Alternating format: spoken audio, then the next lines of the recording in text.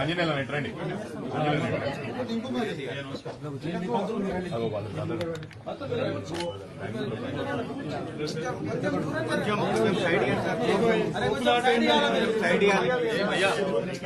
కొంచెం సైడ్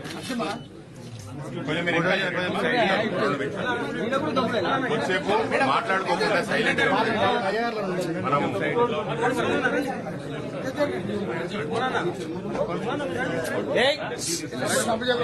గురువే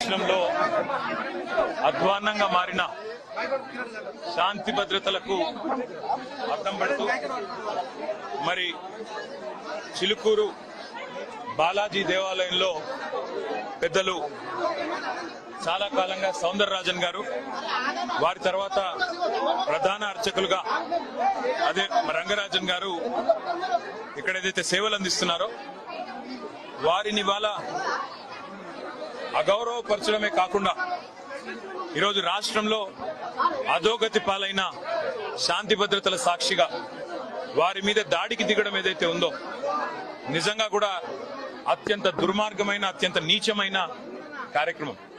ఇది ఎవరు చేసినా, ఏ పేరిట చేసినా, ఏ ఎజెండాతో చేసినా శాంతి భద్రతల విషయంలో మాత్రం ఉక్కుపాదంతో వ్యవహరించాల్సిన బాధ్యత రాష్ట్ర ప్రభుత్వం మీదనే ఉంటుంది.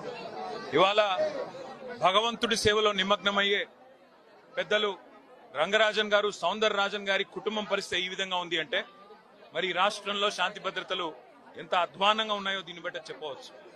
ఖచ్చితంగా ఈ దాడికి పాల్పడ్డ వాళ్ళు ఏ ముసుగులో ఉన్నా, ఏ జెండా పట్టుకున్నా వారిని కఠినాతి కఠినంగా చట్టపరంగా శిక్షించాలని చెప్పి రాష్ట్ర ప్రభుత్వాన్ని డిమాండ్ చేస్తూ భవిష్యత్తులో కూడా ఇలాంటి సంఘటనలు పునరావృతం కాకుండా కఠినంగా చర్యలు తీసుకోవాలి, కఠినంగా సమీక్షించి పూర్తి స్థాయి భద్రత కూడా అవసరమైతే వారికి ఏర్పాటు చేయాలి. ఎందుకంటే చిలుకూరు బాలాజీ ఆలయం ఇవాళ లక్షలాది మంది అభిమానులు వారికి ప్రపంచవ్యాప్తంగా ఉన్నారు.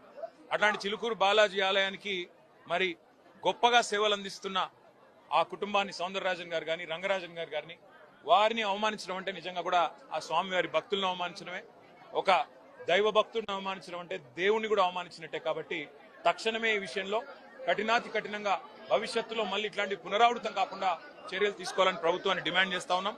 ఆ సౌందరరాజన్ గారికి, రంగరాజన్ గారి కుటుంబానికి మేము పూర్తి స్థాయిలో అండగా ఉంటామని చెప్పి కూడా తెలియజేస్తాం. Thank you.